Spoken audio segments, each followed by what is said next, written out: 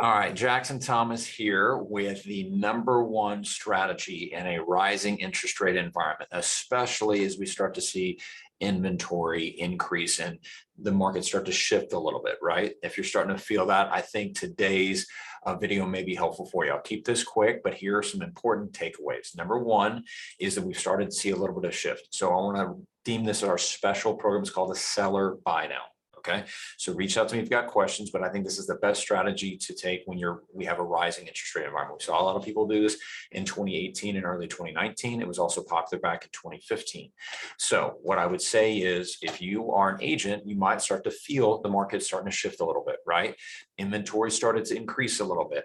Homes are sitting a little bit longer, days on market.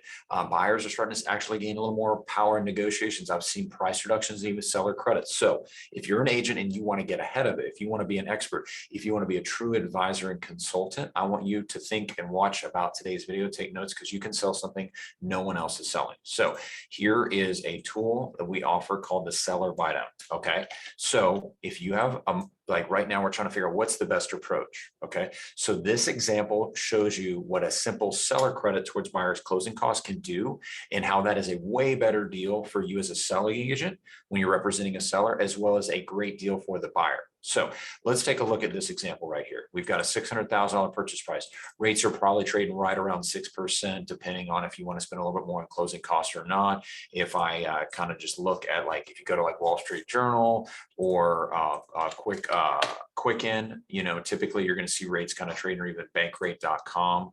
Let's see here, bankrate.com. Wall Street Journal today has the 30-year fixed at 5.9, and yeah, right around 5.9 for as well for bankrate.com as of June 22nd. Okay, so let's use that as an example. That puts your payment at $3,889, assuming 20% down with standard taxes and insurance. So what we're going to look at there is, like, let's say you're a seller's agent and somebody comes in with a below list price offer. Hasn't happened a lot for the last year or two, but we're starting to see it happen a little more now. Let's see, what if they come in at 575? Now, what if you're a buyer's agent and you're like, hey, you know what, let's go in a little bit below list because the buyers wants to do that. Well, or maybe you're negotiating on new construction. I've seen some builders do this. A lot of builders right now are actually offering 3% in seller concessions to buy as opposed to a price reduction. Okay, so at a $25,000 price reduction, which is just under 5%, that drops the payment to $337.31. Wow, $157 a month. That seems like a good deal at first, right?